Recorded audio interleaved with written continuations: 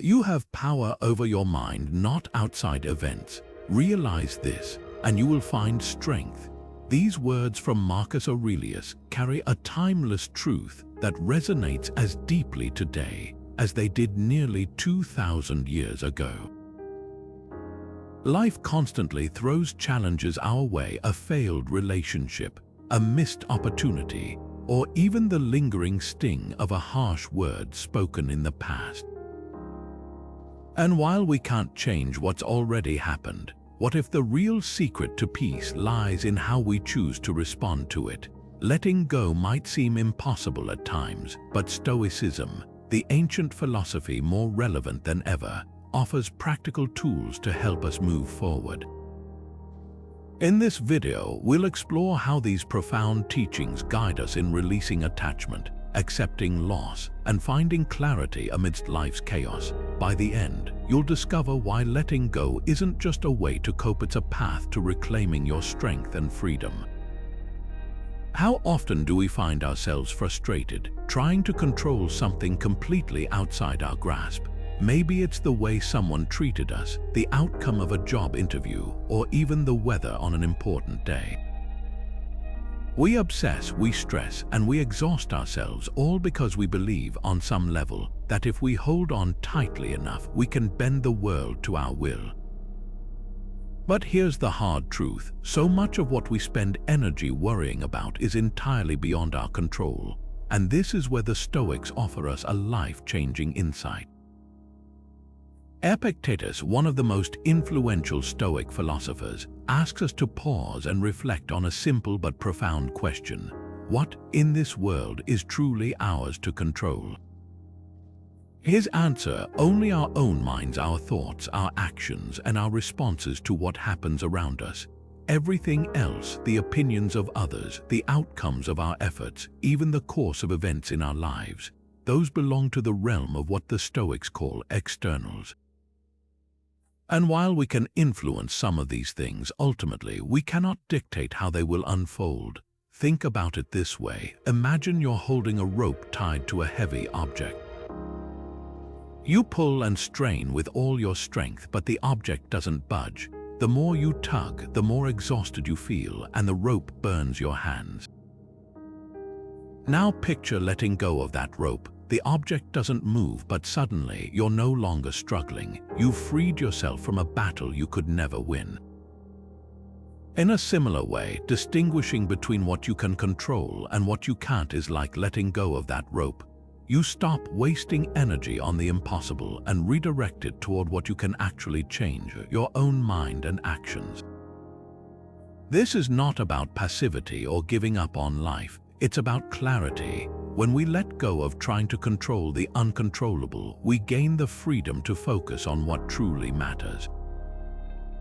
For example, if you're facing a difficult situation at work, the Stoic approach wouldn't be to endlessly worry about your boss's reaction or the behavior of your colleagues, because those are outside your control.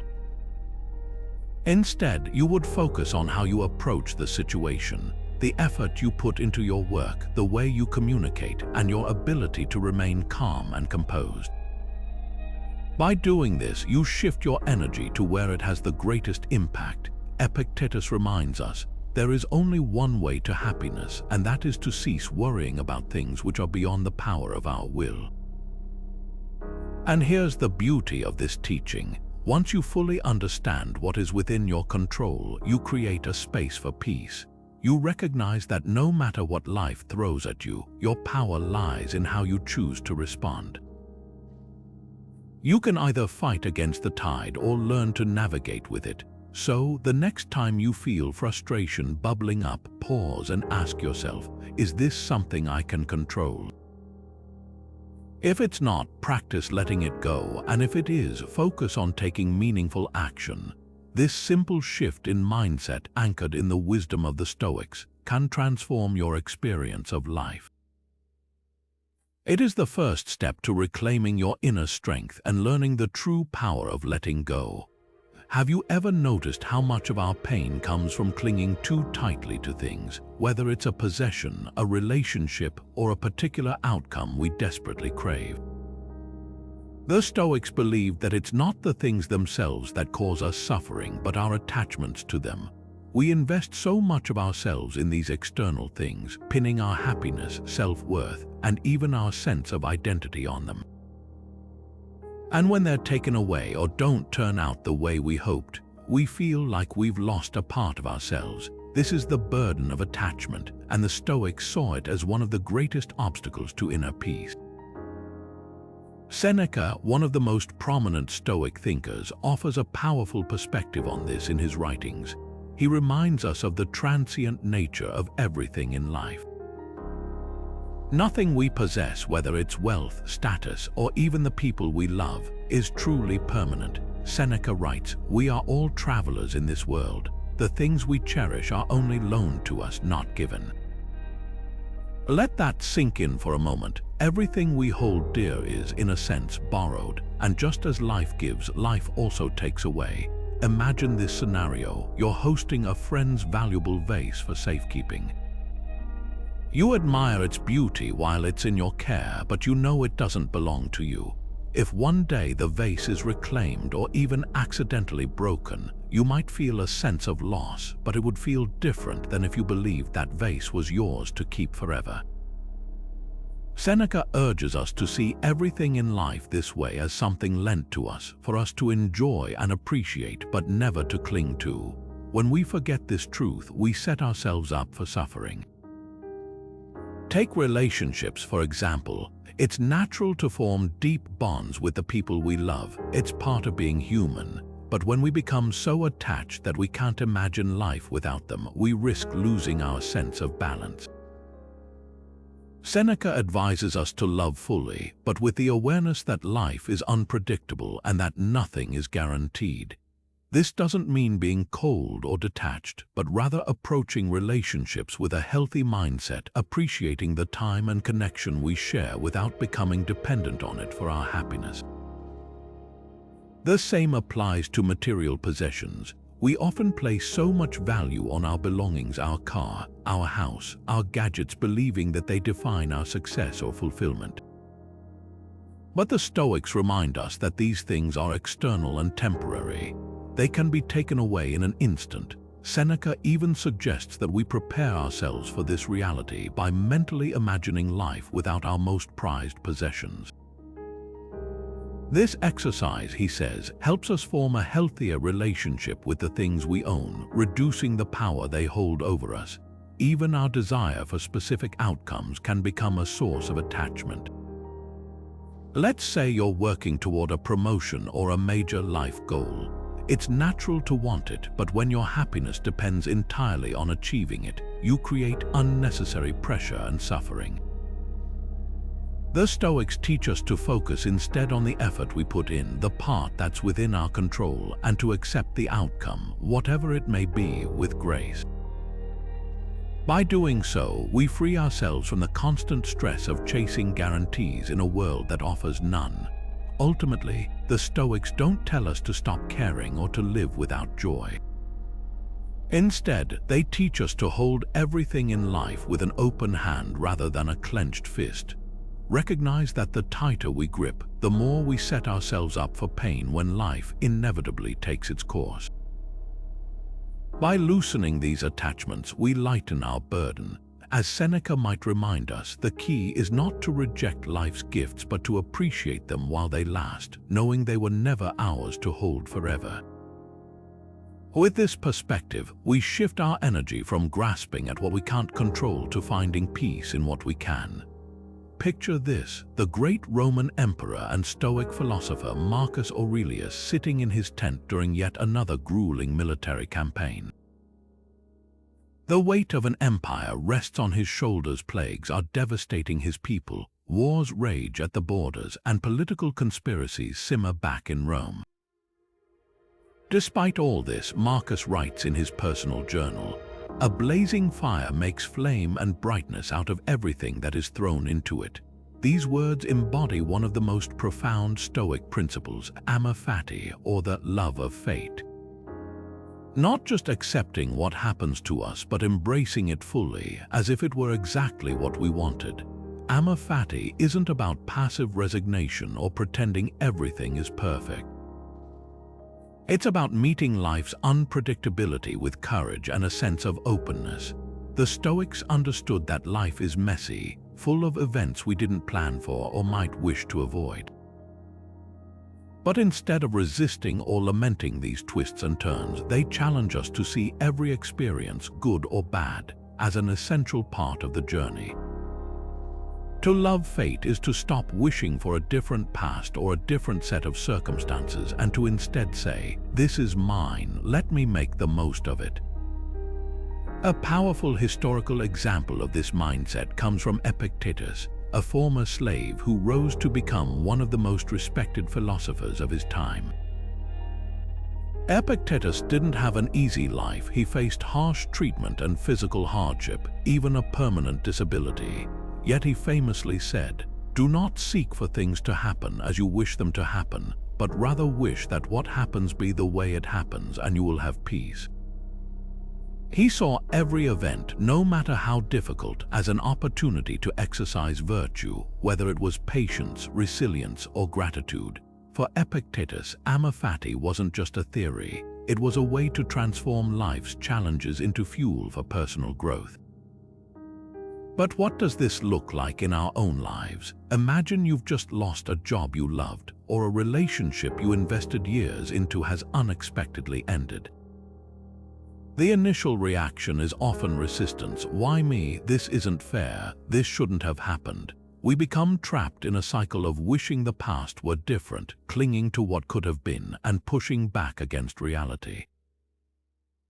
But Amor Fati asks us to take a different approach. Instead of resisting, we can learn to say, "This is part of my story now. I don't have to like it, but I will own it." What can I learn from this? How can I grow? Let's consider another analogy. Picture yourself standing in a river, holding tightly to a large branch. The current is strong and you're fighting to keep your footing.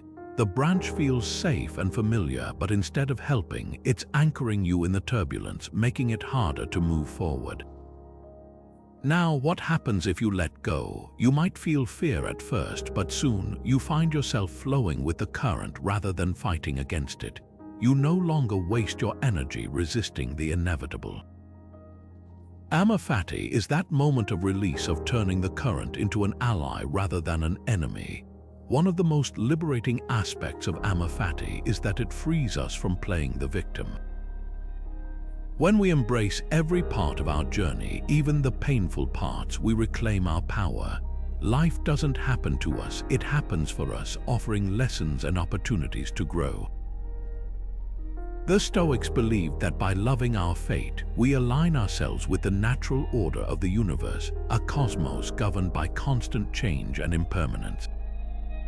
This perspective doesn't make life's challenges easy, but it gives them meaning. So, how can we start practicing Amor Fati in our daily lives when the unexpected strikes, a delay, a rejection, or even a major setback? Pause and remind yourself, this is part of the story.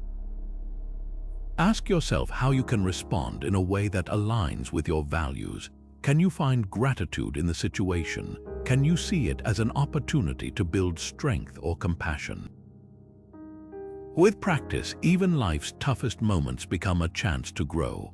After all, as Marcus Aurelius reminds us, fire doesn't just endure what's thrown into it, it thrives because of it. And so can we. When life throws challenges our way, they can often feel overwhelming, like immovable roadblocks standing between us and the peace or success we're striving for. But what if those obstacles weren't the enemy? What if they were, in fact, opportunities in disguise, stepping stones to help us grow stronger, wiser, and more resilient? The Stoics teach us that our perspective on a situation holds far more power than the circumstance itself. By shifting the way we see our challenges, we change the way we respond to them, transforming setbacks into powerful tools for growth. Marcus Aurelius, the Roman emperor whose wisdom transcends the ages, famously wrote, "The impediment to action advances action. What stands in the way becomes the way." These words capture a profound idea. Obstacles are not reasons to give up. They are invitations to adapt, innovate, and persevere. The Stoics believed that every challenge presents an opportunity, not necessarily to fix what's happened, but to grow into a better version of ourselves by how we respond to it. Let's unpack this with a modern example. Imagine you're an entrepreneur who has just launched your dream business. You've poured time, energy, and passion into it, but 6 months in, things aren't going as planned. You're losing money, you're exhausted, and your confidence is starting to crumble. On the surface, it feels like failure. You might even be tempted to throw in the towel. But now, let's apply a Stoic perspective. What if this situation isn't a roadblock but a lesson? What if the challenges you're facing are teaching you something vital? Maybe about better managing your resources, refining your strategy, or even building resilience in the face of adversity. This shift in perspective doesn't magically erase the difficulties, but it changes how you approach them. Instead of seeing the situation as a dead end, you begin to see it as a problem to solve, a chance to improve. Marcus Aurelius urges us to look at obstacles this way because in grappling with them, we find new strength. Whether it's creativity, patience, or perseverance, the obstacle becomes a catalyst for transformation. Now, this idea isn't limited to business. It applies to every area of life. Imagine you've been cut off in traffic. It's easy to let frustration take over, perhaps even fuming about the driver who wronged you. But from a Stoic perspective, this moment is an opportunity. It's a chance to practice patience and self-control. These qualities might seem small in the moment, but over time, they build the kind of inner peace that makes you less reactive and more composed in the face of bigger challenges. One of the most empowering aspects of this mindset is that it puts control back into your hands. While you can't always change your circumstances, you can control the narrative you attach to them. Instead of thinking, "Why is this happening to me?" you can reframe it as, "What can I learn from this?" This subtle shift in thinking is incredibly powerful. It stops you from feeling like a victim of your circumstances and allows you to step into the role of a problem solver, someone who sees challenges not as barriers but as opportunities. And with this mindset, nothing can break you entirely because there's always something to be gained, no matter how difficult the situation. In practical terms, adopting this Stoic practice starts with awareness. The next time you face a problem, pause. Ask yourself, what story am I telling myself about this? Am I seeing this as an insurmountable obstacle, or can I reframe it as an opportunity? For example, if you've had a falling out with a friend, instead of fixating on the pain of the argument, think about how this moment might help you reflect on your communication styles or expectations within relationships. This doesn't mean the problem will resolve instantly, but it shifts your mindset from helplessness to empowerment. The Stoics teach us that challenges are inevitable, but suffering is optional. By changing how we see the obstacles in our path, we turn them into tools for growth. As Marcus Aurelius reminds us, what stands in the way becomes the way. Let that become your mantra when you face adversity. What's currently in your way could very well be the key to becoming stronger, more capable, and more grounded than ever before. Through the simple act of shifting your perspective, you have the power to transform your challenges into your greatest opportunities. Have you ever considered what life would be like if you lost something or someone you deeply cherish? At first, even entertaining the thought might feel unbearable, like welcoming unnecessary grief into your mind. Yet, the Stoics believed this practice, known as negative visualization, holds the key to not just preparing for life's inevitable losses, but also to living more fully in the present. Far from being a gloomy or pessimistic exercise, negative visualization is a powerful tool for cultivating gratitude, resilience, and perspective. So, what exactly is negative visualization? In essence, it's the practice of imagining potential losses or setbacks before they happen, not to dwell on them, but to remind ourselves of the impermanent nature of everything we hold dear. The Stoics saw this as a way to anchor ourselves in reality. They understood that life is unpredictable and that loss in some form is inevitable. Rather than ignoring this truth or fearing it, they encouraged us to actively reflect on it. Think of it as a mental rehearsal for adversity, a way to strengthen the mind by facing the possibility of loss head-on. Seneca, one of the most eloquent voices in Stoic philosophy, put it in these words: "He robs present ills of their power who has perceived their coming beforehand." What Seneca is saying is that when we anticipate challenges, we strip them of their ability to completely overwhelm us. By visualizing what could go wrong, we're not wishing for bad things to happen. Rather, we're preparing ourselves emotionally. This practice builds resilience because when the unexpected happens, and it often does, it doesn't feel as devastating. We've already confronted the possibility in our minds, which makes us more equipped to face it in reality. Let's apply this to something tangible. Imagine you have a beloved piece of technology, a phone, a laptop, a camera. Now picture losing it. At first, the thought might bring discomfort. You might feel a pang of sadness or even anxiety. But then, as you sit with the visualization, something shifts. You start to realize that your life might be a little inconvenienced without it, but you'd still move forward. You'd adapt, and in the meantime, this exercise might actually make you appreciate your device more while you still have it. Negative visualization doesn't just prepare us for loss, it also enhances gratitude for the present moment, reminding us not to take the things we value for granted. This practice becomes even more powerful when applied to relationships. Consider the people you love, your closest family members, your best friends, your partner. It's not easy to imagine life without them, but doing so can deepen your appreciation for the time you do have together. Instead of focusing on petty arguments or distractions, you start to see the fragility and beauty of those relationships. This perspective helps you cherish the moments you share, knowing they won't last forever. The beauty of negative visualization is that it aligns perfectly with the natural flow of life without clinging to illusions. The Stoics remind us that nothing in life is truly permanent. Possessions break, opportunities fade, and people eventually leave or pass on. Negative visualization doesn't make this reality any less painful, but it helps us accept it with grace. It reminds us that loss is not a failure or a punishment, it's simply part of life's design. In practice, this could look like taking a few minutes each day to reflect.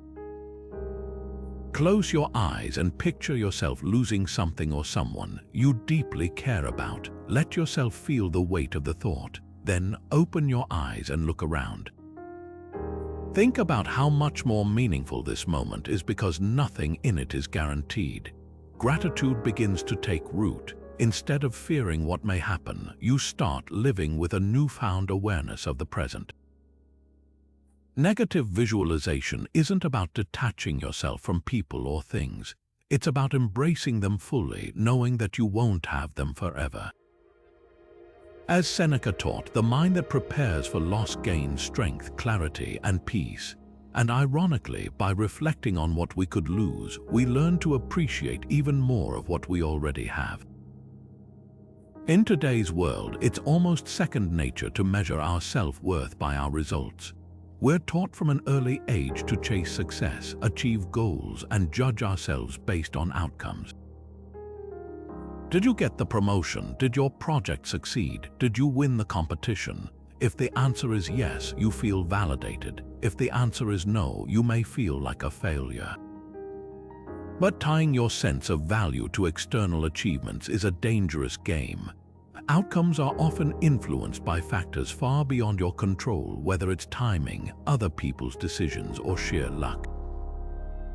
Anchoring your happiness to something so unpredictable is a recipe for constant emotional turmoil. The Stoics saw this as a trap, and they had a different approach, a more liberating one.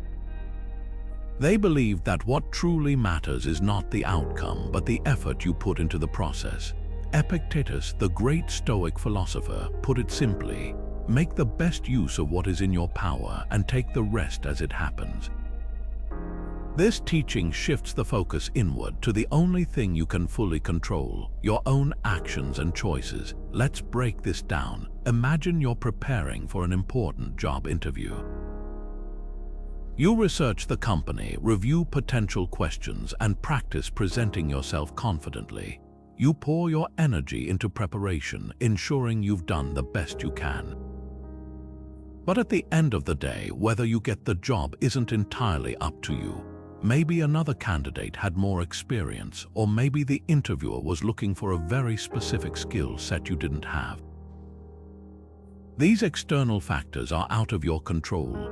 The Stoic approach would encourage you to let go of anxiety about the result and instead take pride in the effort you put in. Did you prepare well? Did you give your best performance? If the answer is yes, then you've succeeded regardless of the outcome. This perspective doesn't just prevent unnecessary suffering, it also fosters resilience. When you focus on what you can control, your effort, your attitude, and your actions, you become less shaken by setbacks. Let's say you didn't land the job. Instead of spiraling into self-doubt, you can reflect on what you did well, identify areas for improvement, and try again. Failure then becomes a teacher rather than a source of despair. Modern society often overlooks this wisdom. We're surrounded by a results-driven culture that celebrates outcomes above all else. It's easy to internalize the idea that your worth is defined by your accomplishments, but the Stoics urge us to reject this way of thinking. Epictetus reminds us, the fruit of a good life is not what happens to you, but what you make of what happens to you. In other words, living virtuously, aligning your actions with your values and doing your best is the true measure of success. It's about the quality of your character, not the external markers of achievement. You can see this idea reflected in everyday life. Take, for example, an artist who pours their heart into a painting. Their goal may be to sell it or to be recognized for their work, but those outcomes are beyond their control.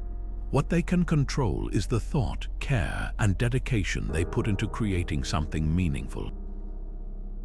Whether the painting is celebrated or overlooked doesn't diminish the value of their effort. Similarly, in your own life, whether you're starting a new project, navigating a difficult relationship, or pursuing personal growth, the focus should always be on your effort and intention, not on the uncontrollable outcomes.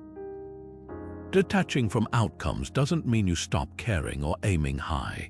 It means you free yourself from unnecessary suffering by anchoring your peace of mind to what's within your control. The Stoics teach us that by dedicating ourselves to virtuous actions, acting with integrity, putting in our best effort, and focusing on what we can influence, we find fulfillment regardless of how things turn out. When you internalize this mindset, you'll discover a greater sense of calm and resilience in the face of life's uncertainties. And perhaps most importantly, you'll realize that your worth has never been tied to results. It's always been rooted in the effort and values you bring to every moment. How would understanding the brevity of life change the way you let go? It's a question that's as profound as it is unsettling. We don't often like to think about our mortality, yet the Stoics regarded this contemplation as one of the most powerful tools for living a fulfilling and peaceful life. For the Stoics, meditating on death wasn't morbid or depressing, it was liberating. In fact, the acceptance of mortality is key to letting go of many of the things that weigh us down: grudges, trivial anxieties, attachments, and the illusion of endless time.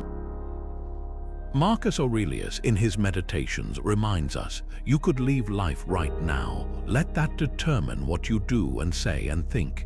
These words are not meant to frighten us, but to wake us up. They ask us to consider, if life is finite, why waste precious energy clinging to things that don't serve us, to things we cannot control? By embracing the reality of our impermanence, we gain clarity. We realize that much of what consumes our thoughts, whether it's worrying about status, obsessing over material possessions, or holding onto past grievances, becomes insignificant in the grand scheme of things. To illustrate this, imagine an hourglass. Each grain of sand represents a moment of your life steadily slipping away. You can't stop the flow of sand, just as you can't stop the passage of time. But what you can do is choose how you spend each precious moment. Living with the awareness that the hourglass is always running forces us to ask, am I spending my time wisely? Am I focusing on what truly matters? When viewed through this lens, letting go becomes easier. That grudge you've been holding onto, suddenly it feels like a waste of energy.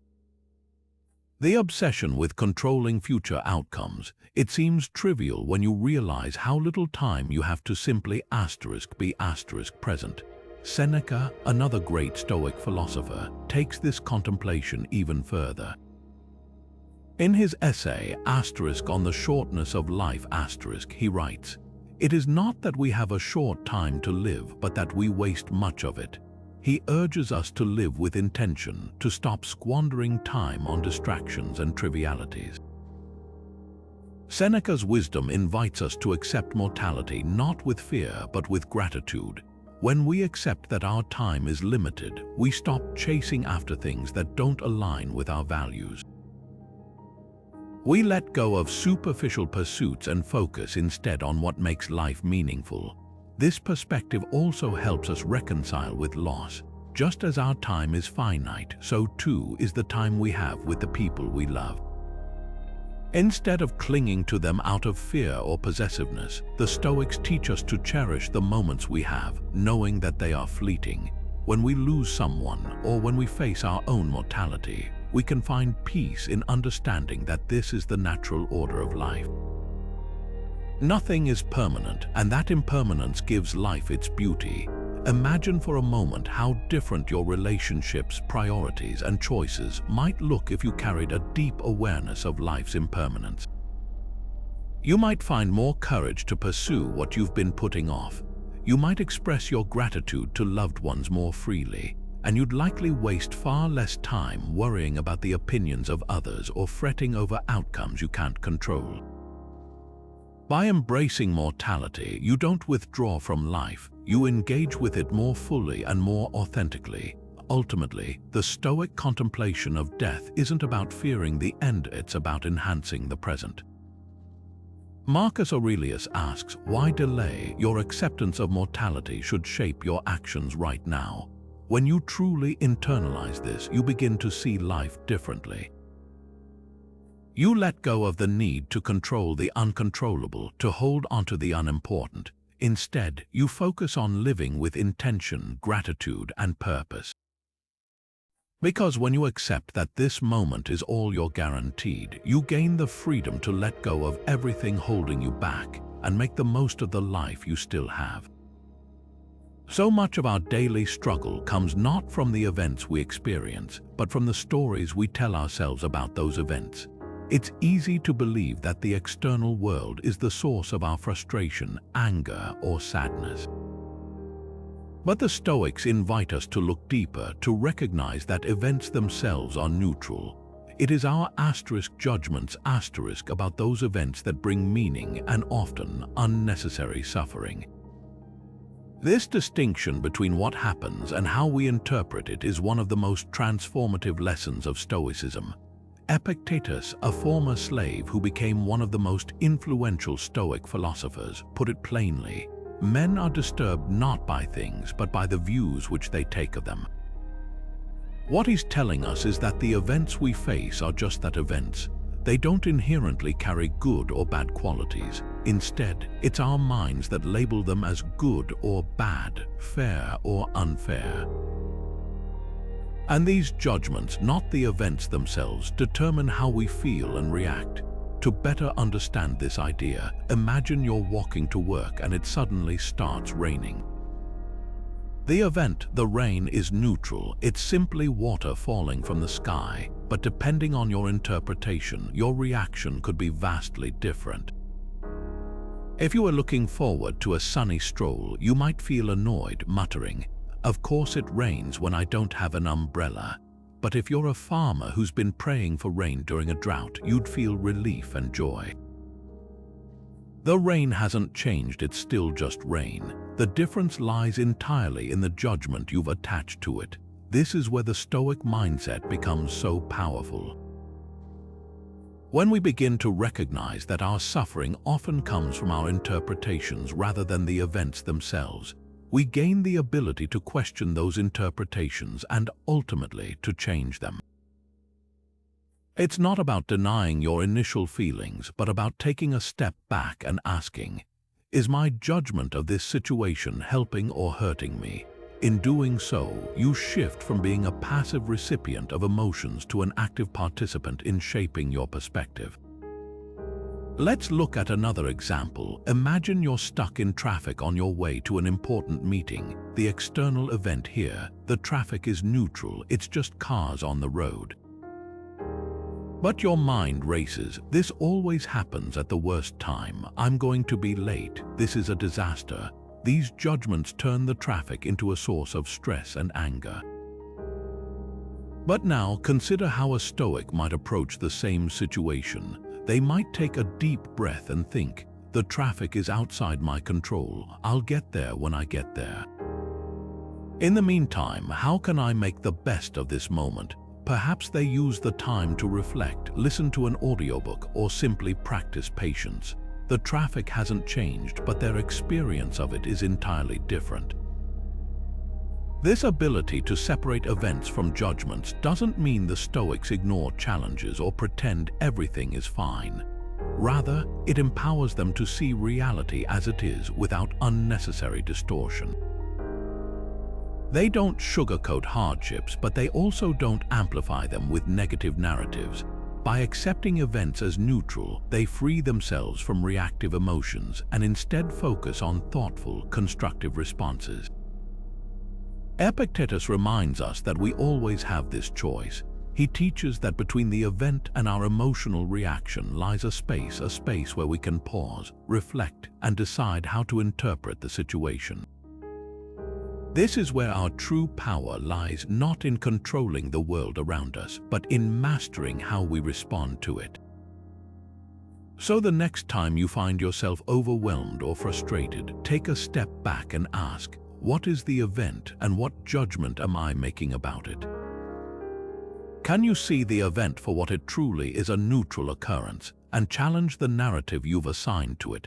By practicing this shift, you'll begin to experience fewer struggles over things outside your control and more peace in how you navigate life's challenges.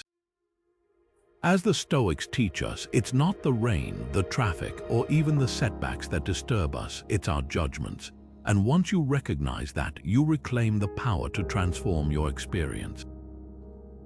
When most people hear the word indifference, they might picture a lack of care or concern, a cold, detached outlook on life. But for the Stoics, indifference meant something entirely different, something far more profound. Their goal wasn't to become apathetic or emotionless. Instead, they sought to cultivate apatheia, a state of emotional resilience where external circumstances, no matter how chaotic or challenging, could no longer disturb their inner peace. Achieving apatheia didn't mean suppressing emotions or detaching from life.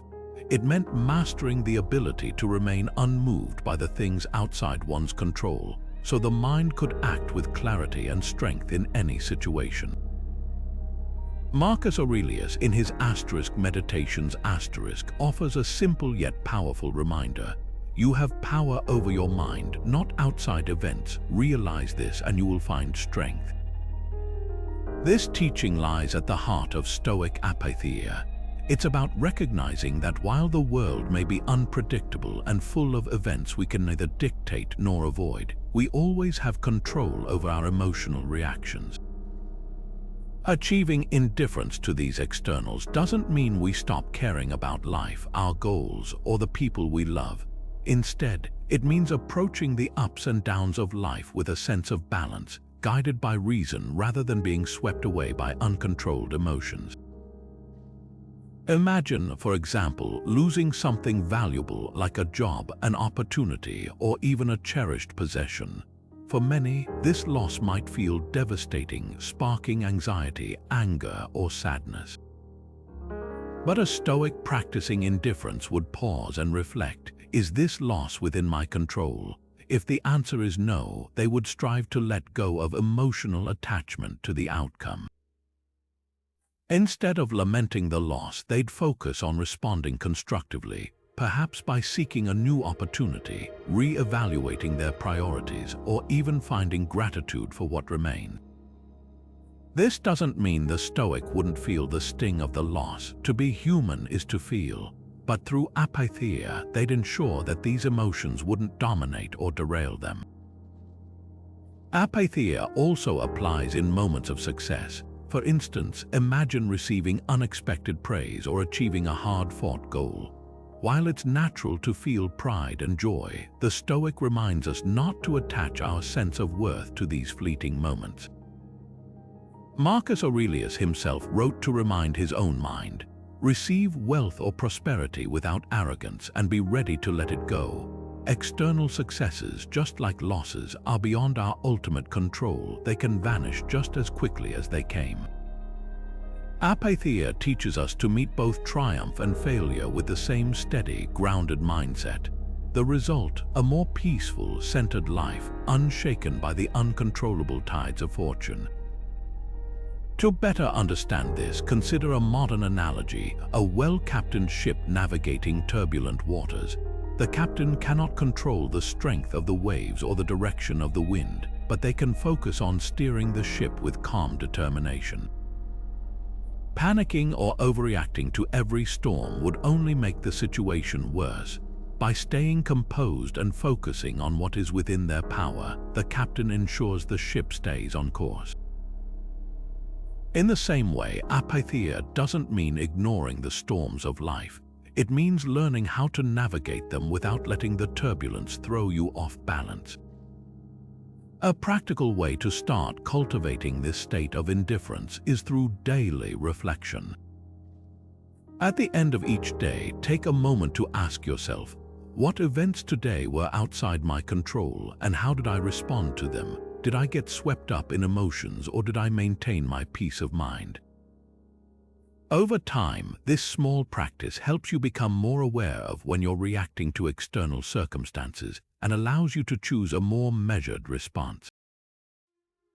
Ultimately, apatheia is not about disengaging from life, but about engaging with it in a way that preserves your inner calm. It's about realizing that you don't need to control the world to find peace, you only need to control your mind. And when you do, you'll discover a strength and freedom that no external event can ever take away. As Marcus Aurelius reminds us, if you are distressed by anything external, the pain is not due to the thing itself, but to your estimate of it, and this you have the power to revoke at any moment. In practicing indifference, you free yourself from the emotional turbulence of life and step into a state of unshakable resilience. Have you ever stopped to think about how much of our stress and anxiety comes from the things we want? The endless striving, the relentless craving, the "I'll be happy when" mentality. We tie our well-being and sense of worth to achieving or acquiring something just out of reach. But here's the problem: desires, when left unchecked, are never satisfied. As soon as we get what we want, the satisfaction is fleeting and a new desire quickly takes its place. This constant pursuit keeps us tethered to worry, disappointment, and frustration. The Stoics understood this all too well, which is why they placed great emphasis on mastering the discipline of desire. At its core, the Stoic discipline of desire encourages us to minimize and refine what we want, distinguishing between what is truly necessary for a fulfilled life and what is simply a distraction. Seneca, one of the great Stoic thinkers, offers profound insight on this topic. He reminds us, "It is not the man who has too little, but the man who craves more who is poor." What Seneca is saying is that true contentment doesn't come from having everything. It comes from appreciating what you already have and freeing yourself from the endless chase for more. Imagine for a moment that your desires are like anchors, each one tied to your mind and weighing you down. The more desires you accumulate, whether it's for possessions, recognition, or control over others, the harder it is to move freely through life. You become stuck, constantly striving to lift those anchors by fulfilling each desire, but in doing so, you only tie yourself to new ones. The Stoic discipline of desire is about cutting those ropes, freeing yourself from unnecessary attachments, and lightening your mental and emotional load. How can we start practicing this in our own lives? The Stoics suggest that it begins with examining our desires honestly. What is it that you believe you need to feel content or happy? A bigger house, a better job, more likes on a social media post? While there's nothing inherently wrong with pursuing goals or improving your circumstances, the danger lies in believing that these external things will bring lasting happiness. The truth is, they rarely do. As soon as you achieve one, the satisfaction fades and the cycle begins again. The Stoics challenge us to instead focus on desires that align with virtue and self-improvement, things like developing wisdom, kindness, and inner strength. These are desires that, unlike material or superficial wants, truly enrich our lives. Seneca also offers a practical antidote to the constant pull of desire: gratitude. He advises us to take stock of what we already have and reflect on how little we truly need to live a good, meaningful life. This practice of contentment is not about settling or giving up ambition. It's about shifting your perspective. When you stop chasing what you lack and start appreciating what you have, you begin to see that many of your desires are unnecessary. You realize that you already possess the tools for a fulfilled life. Let's take a simple example. Think about your morning coffee, something many of us enjoy every day. If you approach that coffee with unchecked desire, you might think, "It's good, but I wish it were from a better cafe," or "I'll be happier if I have a larger cup tomorrow." But when you cultivate contentment, you shift your perspective. You take a moment to savor the warmth, the aroma, and the simple pleasure of having a drink that brings you comfort. In that moment, your desire transforms into gratitude, and suddenly you feel at peace. The Stoic discipline of desire doesn't mean giving up all ambition or living in deprivation. It's about consciously choosing what you pursue and letting go of the false belief that external things will complete you. By examining and minimizing our desires, we free ourselves from the stress and anxiety they create. We learn to live with greater clarity, focus, and gratitude. And as Seneca so wisely reminds us, we discover that true wealth isn't found in having more, it's found in needing less.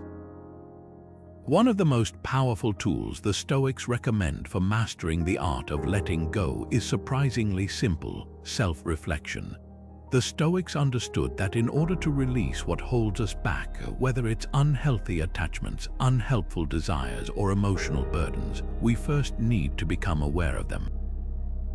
And there's no better way to cultivate that awareness than by setting aside time to reflect, to examine your thoughts and actions, and to ask yourself meaningful questions. The practice of self-reflection helps to shine a light on the areas of our lives where we might be clinging too tightly, and it gives us the clarity we need to start loosening that grip. One of the greatest examples of this practice comes from Marcus Aurelius himself. As the Emperor of Rome, Marcus Aurelius had unimaginable pressures and responsibilities. Yet, despite the demands of ruling an empire, he made it a habit to write to himself regularly. These writings, which were never meant for anyone else to see, are what we now know as *meditations*. What's remarkable about Meditations is that it's not a book of rules or advice for others.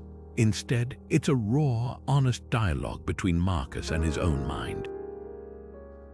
He used journaling as a way to process his struggles, confront his fears, and remind himself of Stoic principles that would help him let go of what he couldn't control. In Meditations Marcus often reflects on his emotions, his attachments, and his expectations. He questions whether he's placing too much importance on external things or worrying unnecessarily about the opinions of others. For example, he writes, "You could leave life right now. Let that determine what you do and say and think." Here, he uses self-reflection to remind himself of the impermanence of life and to focus on what truly matters. This kind of introspection helps him break free from unhealthy attachments to power, material possessions, and even his own sense of self-importance, all things that could cloud his judgment and weigh him down. Now, you don't have to be a philosopher king to benefit from this practice. Journaling is one of the simplest yet most effective ways to apply Stoic self-reflection in your own life.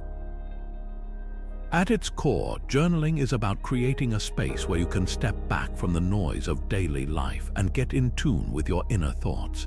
It allows you to question your assumptions, challenge your emotional reactions, and identify what you need to release. By putting your thoughts on paper, you gain clarity and perspective that often feels out of reach when everything stays jumbled in your mind. Imagine sitting down at the end of the day with a notebook. You might start by asking yourself a few key questions. What caused me stress or frustration today? Was this something I could control? What attachments or desires might have been driving those feelings? Did I act in line with my values, or was I caught up in worrying about things that don't truly matter? By answering these questions honestly, you create an opportunity to spot patterns in your thinking and behavior. You might notice that certain recurring fears or desires are holding you back, or that you've been investing too much energy in things outside your control. Once you identify these patterns, you can begin the work of letting go. For instance, let's say you write about a conversation that upset you because someone criticized you unfairly. Through reflection, you might realize that your frustration stems not from the criticism itself, but from a deeper attachment to being liked or validated by others. Recognizing this attachment gives you an opportunity to remind yourself of a Stoic truth. The opinions of others are outside your control, and they don't define your worth. This process of introspection allows you to release the emotional grip of the situation and move forward with greater peace. The beauty of self-reflection is that it's an ongoing practice. It's not about solving all your problems in one sitting.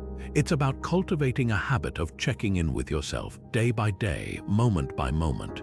Just as Marcus Aurelius used his writings to align himself with his values and let go of what didn't serve him, you too can use journaling as a pathway to clarity, acceptance, and inner freedom. It's a practice that doesn't just help you let go, it helps you live better. Through consistent reflection, you'll find yourself becoming more aware, more intentional, and more equipped to embrace the power of letting go. Imagine this: you're in the middle of a stressful day, rushing from one task to the next when someone cuts you off in traffic. Your heart rate spikes, frustration boils over, and before you know it, you're laying on the horn, shouting into the void of your car. Sound familiar? We've all had moments like this, moments when our emotions take over and we react without thinking, often making a situation worse. What if instead you could pause, take a breath, and choose how to respond? This shift from reacting impulsively to responding thoughtfully is at the heart of the Stoic practice of emotional control. The Stoics, particularly Epictetus, emphasized that while we cannot control the actions of others or the events that unfold around us, we have complete control over how we choose to respond. Epictetus famously said, "It's not what happens to you, but how you react to it that matters." These words encapsulate the Stoic philosophy on emotional regulation. External events are neutral, it's your interpretation of them, and the emotional reaction that follows, that creates either peace or turmoil within you. To put this into practice, the Stoics taught the importance of creating a gap between stimulus and response. In other words, when something happens that stirs up your emotions, pause. Give yourself a moment to process what's happening before acting. This pause allows you to regain control of your mind rather than being swept away by emotion. It's the difference between yelling back at someone who snaps at you and calmly addressing the situation, or deciding it's not even worth engaging in at all. Let's revisit the traffic example through a Stoic lens. Someone cuts you off and your immediate reaction is irritation or anger. But instead of slamming the horn, consider this. Is this situation truly worth losing your peace over? Does reacting angrily do anything to improve the outcome? Can you instead reframe the situation? Perhaps the driver made a mistake in a rush, or maybe they're having a difficult day. By taking a moment to pause, you step back from the emotional charge of the situation and respond with a level head. That driver is long gone, but your choice to stay calm allows you to continue your day without carrying unnecessary stress. The Stoic approach to emotional control isn't about suppressing emotions or pretending they don't exist. Rather, it's about acknowledging them without letting them dictate your actions. Marcus Aurelius, in his Meditations speaks of treating emotions like unwelcome guests at the door. They may knock, but you have the power to decide whether to let them in. This practice doesn't happen overnight. It's a skill that requires mindfulness and repetition. The more you practice, the easier it becomes to recognize when emotions are clouding your judgment and to respond in alignment with your values. One of the tools the Stoics used to cultivate this control was self-reflection. For example, at the end of each day, you might reflect on moments when you were reactive. Ask yourself, what triggered me? Was my response helpful or did it worsen the situation? How could I have responded differently? Over time, this practice of self-awareness helps you identify patterns in your emotional reactions, giving you more control in the heat of the moment. Another practical Stoic exercise is premeditatio malorum, or the premeditation of evils. In this exercise, you mentally prepare for potential difficulties before they arise. If you know you'll encounter a stressful situation, a tough meeting at work, a difficult conversation, or a crowded commute, visualize yourself staying calm and responding thoughtfully. By rehearsing in advance, you train your mind to maintain composure when those scenarios actually occur. Ultimately, the Stoic practice of responding, not reacting, frees you from being a prisoner of your emotions. It empowers you to act with intention and clarity rather than being ruled by knee-jerk reactions. The next time you feel that flash of frustration, anger, or fear, remember the teachings of Epictetus. It's not the event itself, but how you respond that defines your experience. With practice, you can transform those moments of emotional turmoil into opportunities to demonstrate patience, wisdom, and self-mastery. And in doing so, you reclaim your inner peace, a peace no external event can take away. Imagine someone who, instead of chasing wealth or fame, devotes their life to doing what is right and wise, even when it means making difficult choices. Perhaps it's an employee who walks away from a high-paying job because the company's values clash with their own, choosing integrity over financial gain. Or maybe it's a leader who, in the face of pressure, makes a courageous decision that serves the greater good, even at personal cost. These moments demonstrate the power of prioritizing virtue over external rewards, and they lie at the heart of what the Stoics teach about letting go. The Stoics believed that true fulfillment doesn't come from material possessions, public accolades, or even avoiding discomfort. It comes from living in alignment with virtue. To them, virtue is the highest good, the foundation of a meaningful life. and when we center our lives around the core virtues of wisdom, courage, justice, and temperance, we naturally begin to detach from the things that don't truly matter. This focus on character allows us to let go of shallow pursuits and fleeting concerns, directing our energy toward what is meaningful and enduring. Let's start with wisdom. To the Stoics, wisdom is the ability to see life clearly, to understand what is within our control and what is not. When we cultivate wisdom, we recognize that external things, money, possessions, status, are not inherently good or bad. Their value depends on how we use them, and they're often beyond our control. What we can control, however, is how we think and act. A wise person sees this distinction and refuses to let their happiness depend on things outside their power.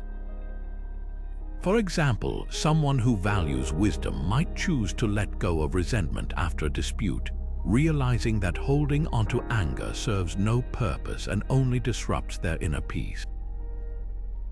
Courage, another Stoic virtue, is essential for letting go because it gives us the strength to face discomfort and uncertainty.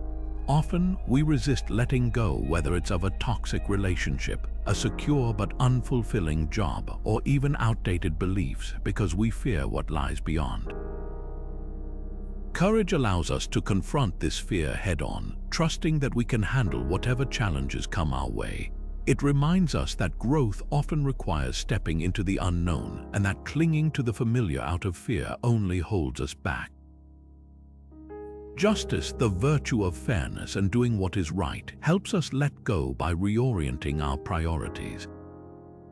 Instead of focusing on self-serving desires or petty grievances, justice encourages us to ask, what is the right thing to do? What serves the greater good? When we act with justice, we align our actions with our values, even if it means sacrificing personal gain or enduring temporary discomfort. For instance, a Stoic committed to justice might let go of a grudge because they recognize that forgiveness fosters harmony and reflects the kind of person they want to be. Justice shifts our focus away from ego and toward the bigger picture, making it easier to release trivial concerns. Finally, temperance, the virtue of self-restraint and balance, is key to letting go of excess and learning to live with enough. In today's world, it's easy to fall into the trap of wanting more possessions, more recognition, more comfort. But temperance reminds us that true happiness doesn't come from indulgence, it comes from moderation and self-discipline. A temperate person learns to let go of overindulgence and unnecessary desires, finding contentment in simplicity. They resist the pull of consumerism and accept that lasting peace comes not from having more but from needing less. By focusing on these four virtues, we free ourselves from the distractions and attachments that cloud our minds and weigh us down. Wisdom helps us see what truly matters. Courage gives us the strength to let go of what no longer serves us. Justice aligns us with higher principles, and temperance teaches us the value of self-restraint. Together, these virtues guide us toward a life of clarity, purpose, and inner peace, a life where letting go becomes not a loss but a gain. The Stoics remind us that material things, fleeting pleasures, and the approval of others are all external. They're beyond our control and ultimately irrelevant to our character. What truly defines us is how we choose to live, the virtues we embody, and the values we uphold. By anchoring ourselves in virtue, we not only learn to let go of what doesn't matter, but we also discover the freedom to focus on what does. And that is where true fulfillment lies. Change is one of the few constants in life, yet it's something many of us struggle with deeply. Whether it's the end of a relationship, moving to a new city, or simply the passage of time, change often brings with it a sense of loss, uncertainty, and discomfort. We long for things to stay the same, to hold on to what we know, to claim a sense of permanence in a world that is anything but permanent. But the Stoics challenge this perspective. They invite us to see impermanence not as a source of fear, but as a source of freedom. Marcus Aurelius, the philosopher-emperor, reflected often on the fleeting nature of life. In his Meditations he wrote, "All things are in the process of change. You yourself are subject to ceaseless transformation and decay, and so is the whole universe." To Marcus, the impermanence of life wasn't something to resist. It was a fundamental truth to embrace. Everything, people, possessions, even empires, exists for a time and then passes away. No exceptions. While this might seem unsettling at first, the Stoics believed that accepting this truth frees us from unnecessary suffering and allows us to live with greater clarity and purpose. Consider how much energy we spend trying to fight impermanence. We cling to relationships that no longer serve us because we fear being alone. We resist aging, trying to hold onto youth as if it were the definition of our worth. We chase career goals or material possessions, believing that if we could just hold onto these things forever, we'd finally find happiness. But this resistance to change often creates more pain than the change itself. The Stoics teach that by acknowledging the brevity of life and the transient nature of all things, we let go of this struggle and open ourselves to a deeper appreciation of the present moment. To illustrate this, think of a blooming flower. Its beauty lies in its impermanence. If it were to stay in full bloom forever, it would cease to feel special.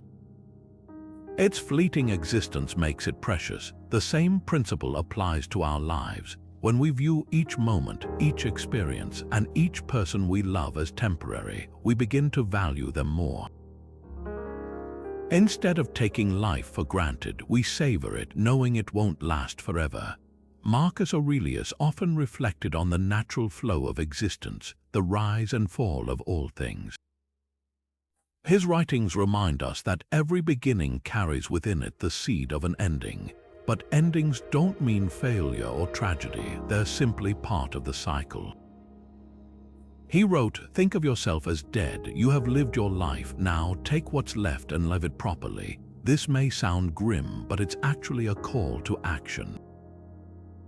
When we accept impermanence, we stop procrastinating. We stop waiting for someday to pursue what matters. Instead, we make the most of the time we have now. The fear of impermanence often stems from the myth of forever, the illusion that we can somehow keep things as they are, or that stability is our natural state. But life is fluid, constantly shifting. The Stoics didn't mourn this truth, they celebrated it. They saw it as an opportunity to focus on what truly matters. If everything were permanent, we might never feel urgency to act, to express love, or to grow. The fleeting nature of life is what gives it meaning. So how can we adopt this Stoic perspective in our own lives? Start by reflecting on the impermanence around you, not with dread, but with gratitude. Recognize that the things you cherish today won't last forever, and let that inspire you to appreciate them fully. If there's something you've been putting off, a conversation, a project, or even a dream, ask yourself, if not now, when? And when you face endings, try to see them not just as losses, but as part of life's natural rhythm, clearing space for new beginnings. The Stoics remind us that when we stop clinging to the idea of permanence, we free ourselves from unnecessary pain. Impermanence becomes a teacher, guiding us to live more fully, love more deeply, and face the future with courage. As Marcus Aurelius understood, life's fleeting nature is not something to fear, it's what makes every moment a gift. Imagine someone mourning the loss of a loved one. Their days feel heavy with grief, and their mind keeps returning to what's gone, the laughter they'll never share again, the milestones that will pass without them, the memories that now feel bittersweet. It's natural to grieve, and the Stoics would never suggest we deny or suppress these feelings. But they would offer a tool to help ease the weight of loss, a practice that doesn't erase the pain but transforms it into something more manageable, even meaningful: gratitude. Seneca, the Stoic philosopher, speaks directly to this when he advises us to appreciate life's gifts while we have them, knowing they're only ours temporarily.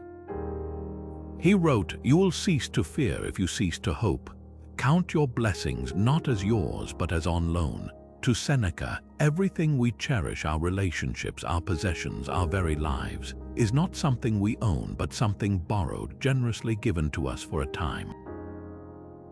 And just as we cannot stop the passing of time, we cannot stop the eventual return of what was loaned. But what we can do is cherish these gifts while they're with us and find gratitude in the fact that we had them at all.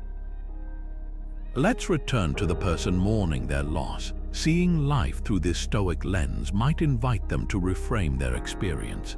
Instead of focusing solely on what's gone, they might reflect on what they were fortunate enough to have shared. The laughter, the love, the moments they were able to build together, these were gifts. Gifts they got to experience, even if only for a time. Gratitude in the face of loss doesn't mean the pain disappears, but it balances the grief with an appreciation for the joy that existed. It allows us to honor what we've lost without being consumed by it. This practice of gratitude can extend far beyond the loss of a loved one. Think about losing something as simple as an object you cherish, a favorite book left on a plane, a broken piece of jewelry, or even the fading of a cherished memory. The initial reaction is often frustration or sadness, perhaps even anger. But when we pause and reflect, we realize that the object or the memory brought us happiness while it lasted. We were fortunate to have it at all. By focusing on what it gave us rather than what we've lost, we shift from a place of scarcity to a place of abundance. Gratitude helps us let go because it reminds us that life itself is impermanent. As Seneca reminds us, nothing lasts forever, not even us, but this isn't meant to be a source of despair. Instead, it's a reason to be present, to savor what we have while it's here. Think about a sunset. Its beauty is fleeting. It lasts for only a few moments before the sky turns dark. But this impermanence is precisely what makes it so precious. We pause, we watch, and we appreciate it, knowing it won't last. The same should be true of the relationships, experiences, and possessions we hold dear. Their impermanence gives them value. Gratitude allows us to hold onto the joy they bring, even as we let them go. A practical way to begin incorporating this mindset is through a daily gratitude exercise. Every evening, take a few minutes to reflect on what you're grateful for, big or small. Maybe it's a meaningful conversation, the warmth of the sun, or simply the fact that you made it through a challenging day.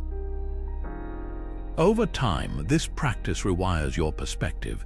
You begin to see life as full of gifts rather than full of losses. And when the inevitable happens, when change or loss touches your life, you'll be better equipped to navigate it, not by denying the pain, but by balancing it with your appreciation for what was. The Stoics understood that life's greatest teacher is impermanence, and in learning to embrace it, gratitude becomes our guide, a way to honor what we've had, accept what we've lost, and find peace in the ever-changing flow of existence. Why is it that we often find ourselves suffering most when we resist what is? When we fight against the inevitable changes of life, clinging to what was or demanding that things turn out a certain way, that resistance creates tension, frustration, and pain. The Stoics understood this deeply, which is why they emphasized living in accordance with nature, a principle that invites us to align ourselves with the natural cycles of life rather than working against them. This idea isn't about passivity or giving up. It's about recognizing the way the world works and learning to flow with it, not fight it. Marcus Aurelius, in his Meditations offers a profound reflection on this. He writes, "Observe always that everything is the result of change, and get used to thinking that there is nothing nature loves so well as to change existing forms and to make new ones like them." For Marcus, the universe operates according to its own rhythm, its own natural order. Seasons change, rivers flow, people are born and pass away, opportunities come and go. Trying to stop this process is like trying to stop the tide. It's not only impossible, but it's also unnecessary.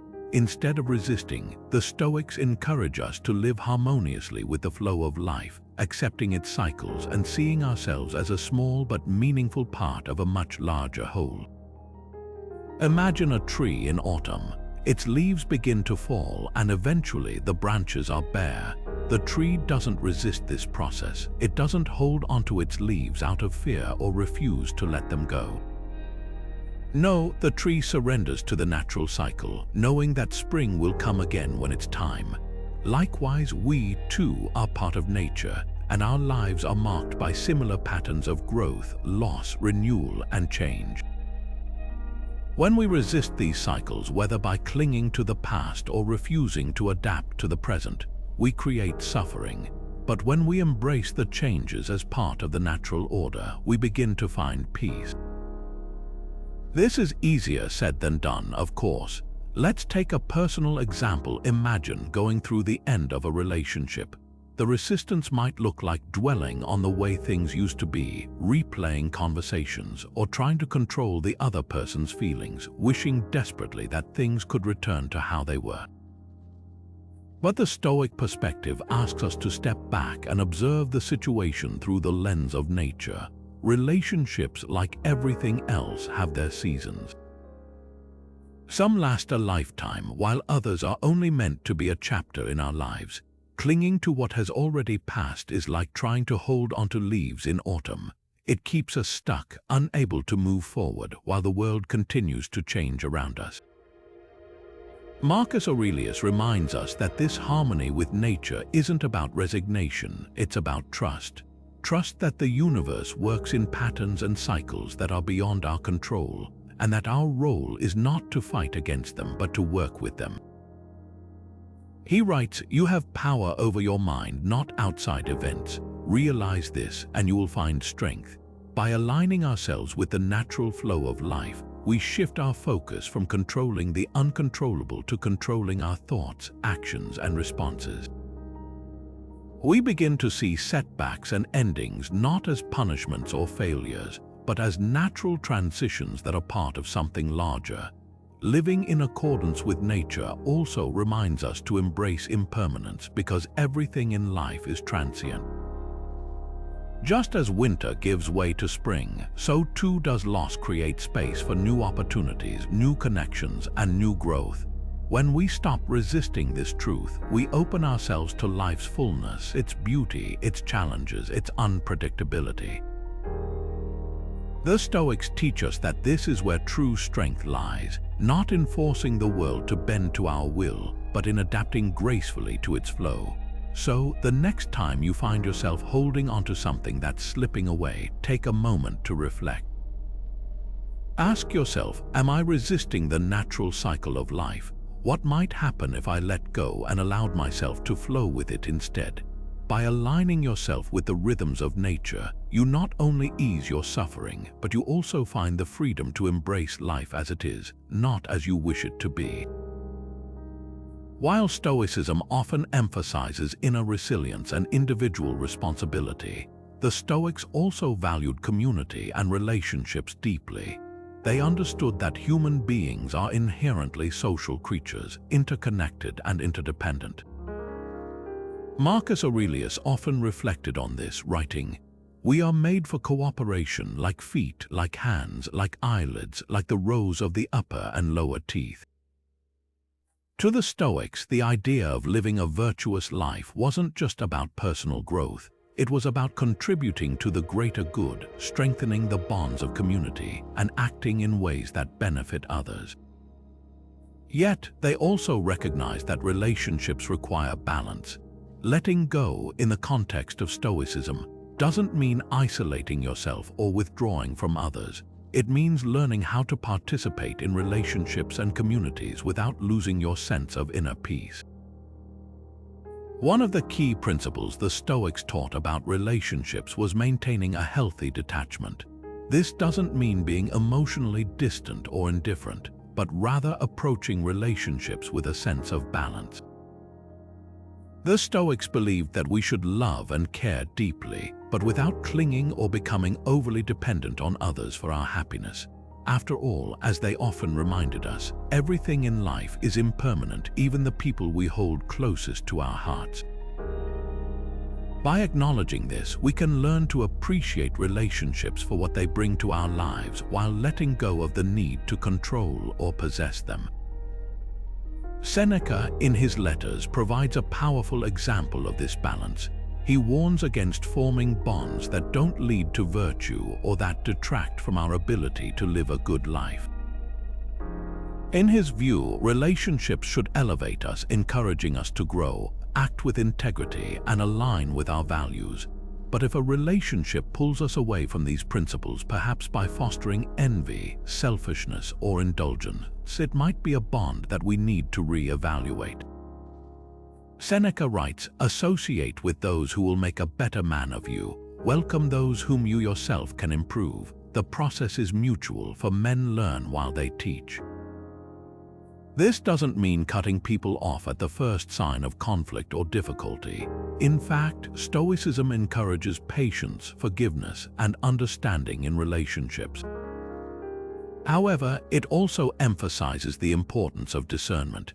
If a friendship or connection repeatedly pulls you away from virtue, it may be time to let go, not out of anger or resentment, but out of recognition that the relationship is no longer serving its purpose. To apply this in modern life, think about the people you spend the most time with. Do they inspire you to be a better version of yourself?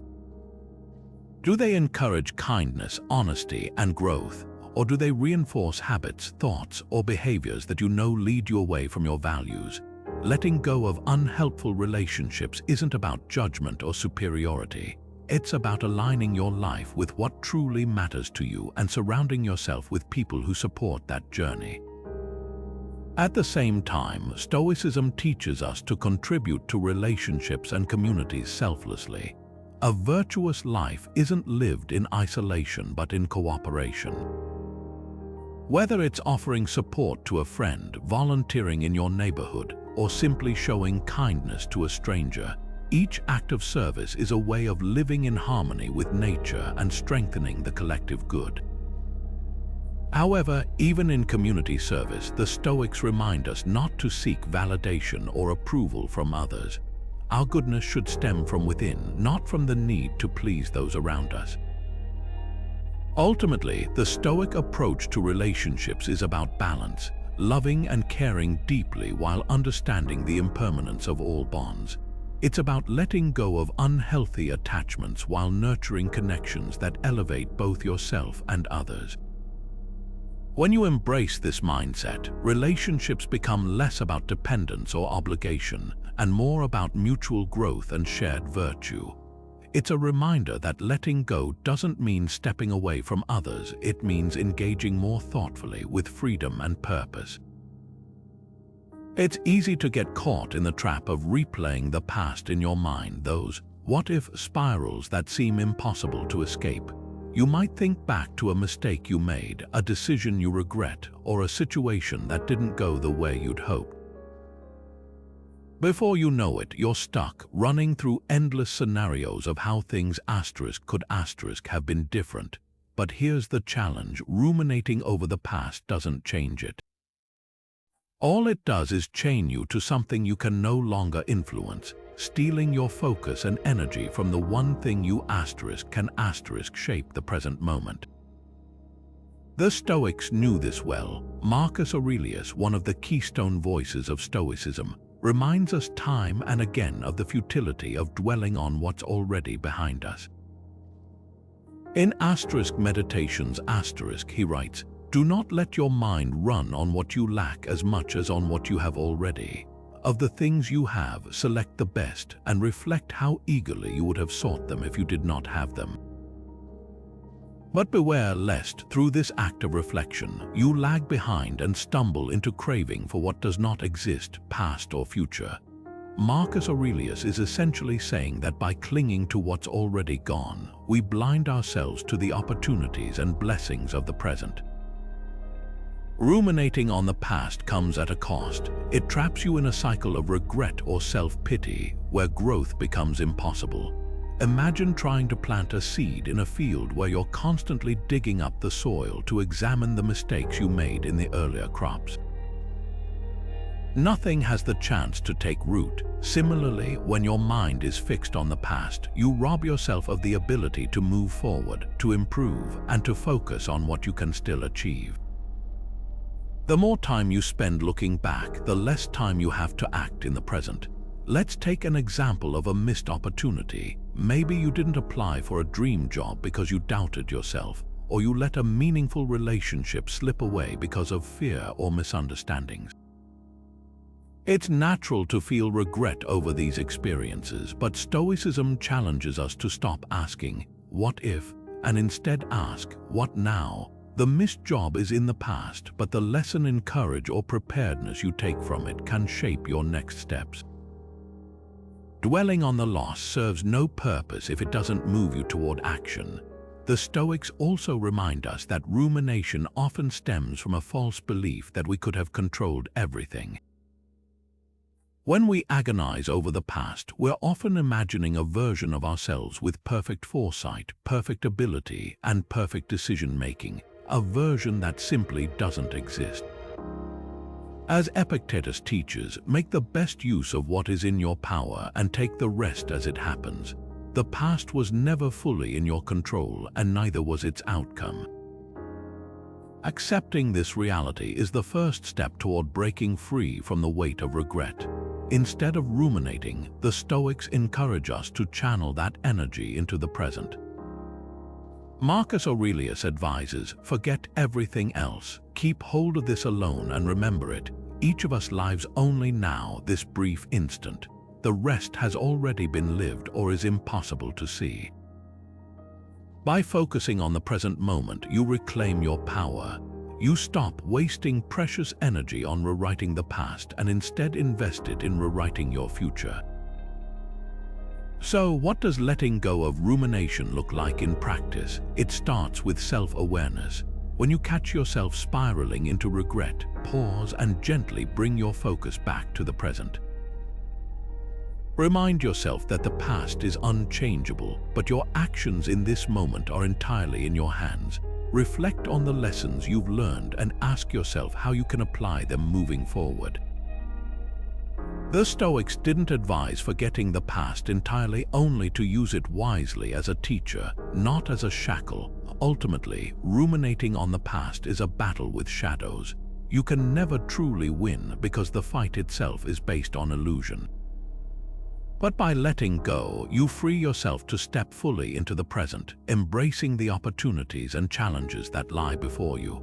And in doing so, as the Stoics would say, you live in accordance with nature, rooted in what is real and alive to what still can be. Imagine holding a burning coal in your hand, intending to throw it at someone who wronged you. The longer you hold onto it, the more it scorches your skin, causing pain and damage. Anger operates the same way. When we carry anger or blame toward others, it doesn't harm the person we're upset with, it harms us. This is why forgiveness is such a central concept in the Stoic philosophy of letting go. To forgive isn't to condone someone else's actions or pretend they didn't hurt you. Instead, it's about releasing yourself from the prison of anger and blame, freeing your mind from the emotional weight that only serves to disrupt your peace. Epictetus, one of the most well-known Stoic philosophers, had profound insights on anger and its futility. He teaches us, if someone succeeds in provoking you, realize that your mind is complicit in the provocation. What he means is that no one can force us to feel anger. The emotion arises because we allow ourselves to be provoked by our perception of the event. Anger might feel justified in the moment, especially when we believe someone has wronged us. But in the end, it consumes our energy, clouds our judgment, and keeps us stuck replaying the hurt. Epictetus encourages us to reclaim our power by choosing a response that aligns with reason, not emotion. To fully understand the Stoic perspective on forgiveness, it's important to recognize that the Stoics placed enormous value on controlling what is within our power and letting go of what isn't. The actions of others fall squarely into the category of things we cannot control. If someone has wronged you, you can't undo their actions or force them to change. What is within your control is how you respond to the situation. You can choose to let anger fester, or you can choose to forgive, not for their sake, but for your own freedom and peace of mind. Forgiveness, in the Stoic sense, is not about excusing harmful behavior or ignoring its consequences. It's about releasing the emotional baggage attached to that harm. Take this example. Imagine a friend betrays your trust and you feel hurt and angry. You could hold onto that anger, replaying the betrayal in your mind, building resentment every time you think of them. But who suffers more in that scenario, you or the person who wronged you? The Stoic approach would be to first acknowledge the pain, then reflect on its source. Did the betrayal stem from your friend's ignorance or poor judgment? Could their actions reflect something flawed in their character rather than malice toward you? Instead of allowing their behavior to dictate your ongoing emotional state, forgiveness allows you to recognize their faults without letting those faults poison your peace. Another way the Stoics make forgiveness easier is by reminding us of our shared humanity. Marcus Aurelius often reflected on how human beings are imperfect, himself included. He wrote, "Whenever you are offended at someone's lack of shame, you should immediately ask yourself, is it possible for there to be no shameless people in the world?" It is not possible. This perspective teaches us to be patient with others, to understand that flaws and mistakes are part of human nature. Just as we hope for forgiveness when we fall short, we should extend the same grace to others. In practice, forgiveness doesn't mean you have to maintain relationships or trust the person who wronged you again. It doesn't mean denying your hurt or pretending everything is fine. It means acknowledging the pain but choosing not to let it define you. It's giving yourself permission to let go of anger and resentment so you can move forward with clarity and peace. So, the next time you find yourself holding onto anger, consider Epictetus' wisdom. Ask yourself, who is this anger hurting and what do I gain by carrying it? Letting go through forgiveness is not about the person who wronged you, it's about reclaiming your emotional freedom. By releasing anger and blame, you're not only freeing yourself from the pain of the past, but you're also making room for resilience, growth, and the unshakable power of inner peace. Philosophy, when left as theory, is little more than words on a page. The Stoics understood this better than anyone. To them, philosophy wasn't something to be studied passively, it was a way to live. Marcus Aurelius, Seneca, and Epictetus all spoke of turning ideas into habits, of integrating principles into the fabric of daily life. And when it comes to the art of letting go, this couldn't be more crucial. Letting go isn't a one-time decision, nor is it something we achieve with a single burst of wisdom. It's a practice, an ongoing effort that we cultivate day by day. So how can we begin weaving the Stoic principles of detachment, acceptance, and gratitude into our daily lives? Let's explore a few practical exercises inspired by the Stoics themselves. One of the most powerful tools the Stoics recommend is the practice of evening reflection. Marcus Aurelius, in his Meditations often reviewed the events of his day, examining his thoughts, actions, and reactions with calm detachment. He would ask himself whether he lived in accordance with his values, where he fell short, and how he could improve tomorrow. You can adopt this same practice. At the end of your day, find a quiet moment to reflect. Ask yourself, did I cling to anything unnecessarily today? Did I get caught up in trying to control something outside my power? What could I have released or accepted instead? By taking a few minutes each evening to review your day with honesty and self-compassion, you become more aware of the patterns in your thinking and behavior. This daily habit not only helps you identify areas where you're holding on too tightly, but also trains your mind to approach life's challenges with greater clarity and balance. Another valuable exercise is mindfulness about control, a cornerstone of Stoic philosophy. Seneca reminds us that much of our suffering comes from misplacing our energy, pouring it into things we cannot influence while neglecting what we can. To counter this, practice regularly distinguishing between what is within your control and what isn't. For example, when you feel stress building over an upcoming event, pause and take a moment to write down 2 lists, one for aspects you can control and one for those you can't. Can you control how others perceive you? No, but you can control how prepared you are, how you present yourself, and how you respond to situations as they unfold. By focusing your attention on the controllable, you release the unnecessary burden of worrying about the rest. Over time, this mindfulness becomes second nature, greatly reducing the grip of anxiety and frustration. Gratitude is another daily practice the Stoics cherished, and one that is particularly effective in helping us let go. The world around us often encourages us to fixate on what we lack, what we don't have, what didn't go our way, or what we might lose. The Stoics, however, teach that contentment comes not from acquiring more, but from appreciating what we already have.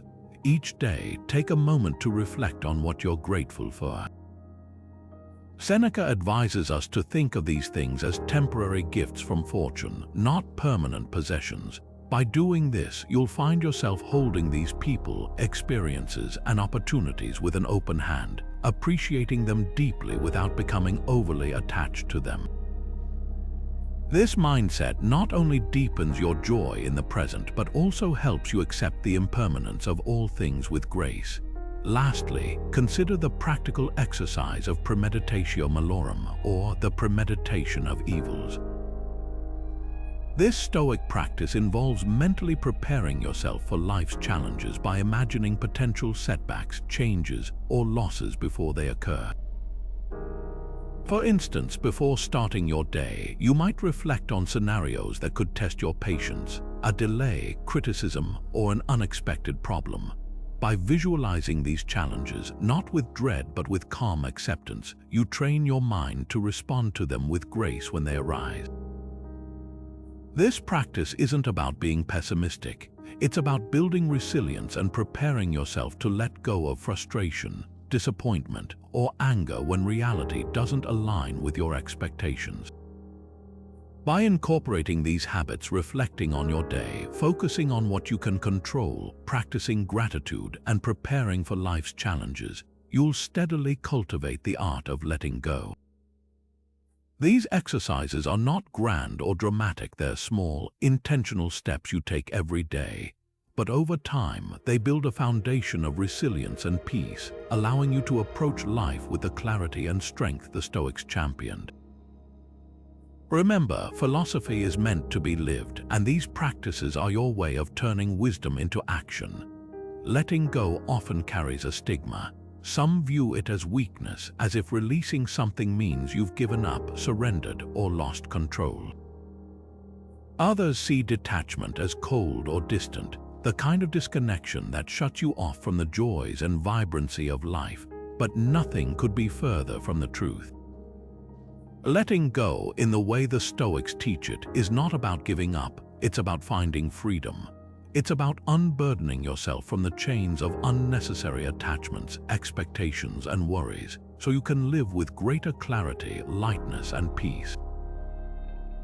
One of the most profound misconceptions about detachment is the idea that it means caring less about people, less about goals, less about the things that matter to you. But the Stoics remind us that true detachment doesn't mean indifference. Rather, it means caring deeply but without clinging. It's recognizing that while you can love someone fully or pursue a goal with passion, you don't have to tie your entire sense of self-worth or happiness to outcomes beyond your control. As Marcus Aurelius advises, you have power over your mind, not outside events. Realize this and you will find strength. This power over your mind allows you to remain engaged with life while being free from the mental and emotional weight of attachment.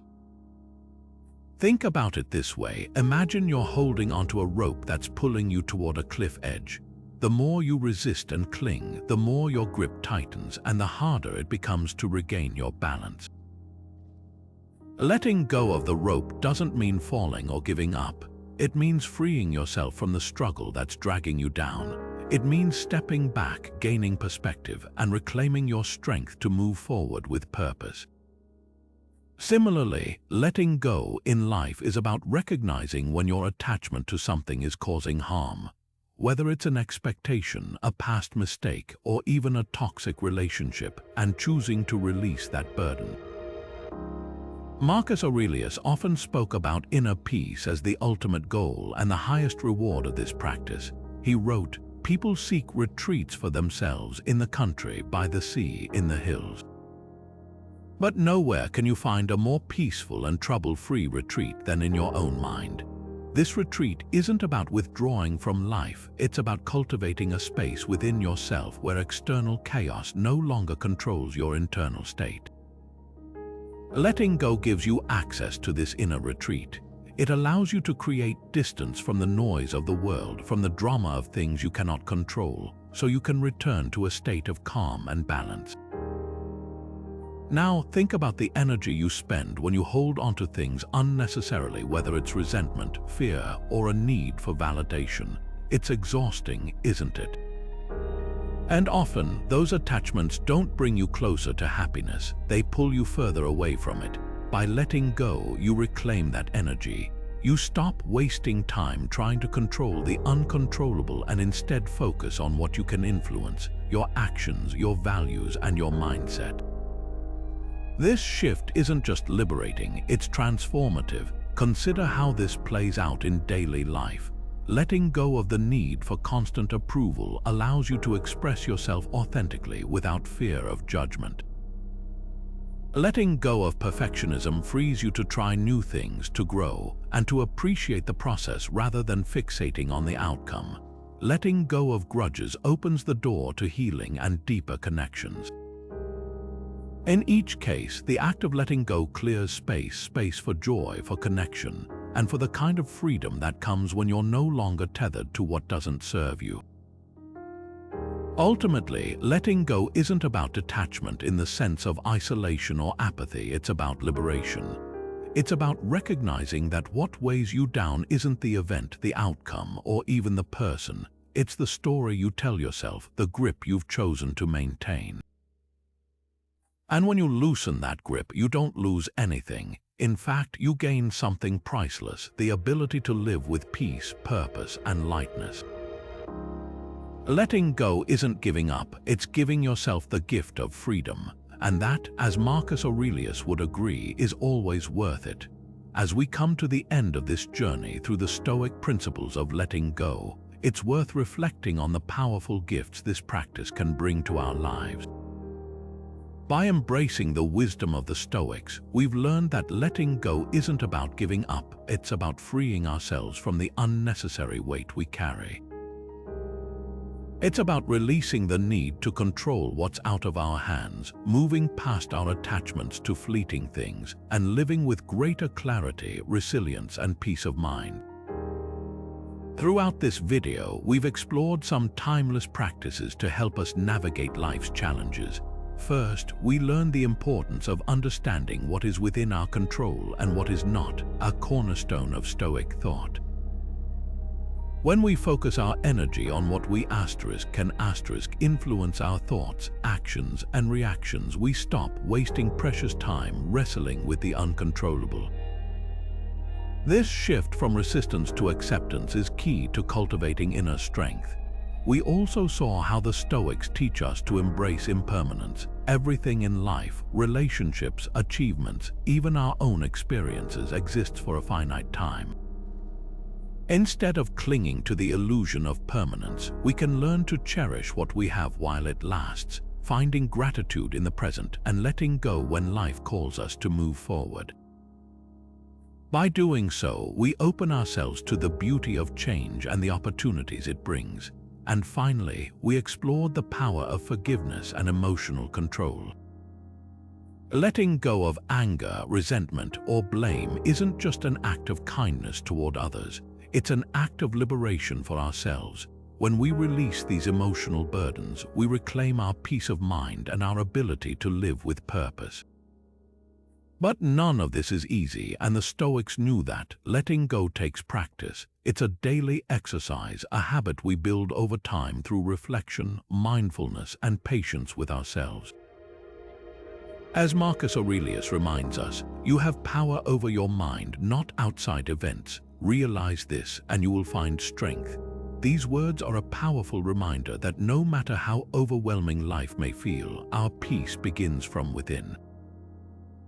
Now that you've explored these principles, ask yourself which practice resonates most with you. Is it focusing on what you can control, embracing impermanence? Or perhaps working toward forgiveness? Take a moment to reflect and consider one tangible action you can take today to start letting go of what no longer serves you.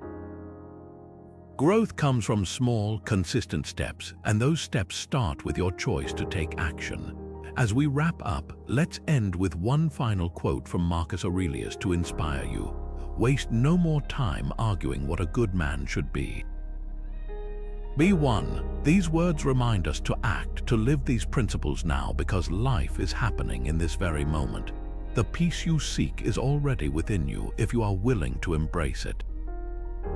If you found value in this video, let us know your thoughts in the comments below. What's one thing you're ready to let go of? And if you'd like to continue exploring ideas like this, consider subscribing for more insights on Stoicism and living a life of purpose. Thank you for watching, and remember, letting go isn't about loss, it's about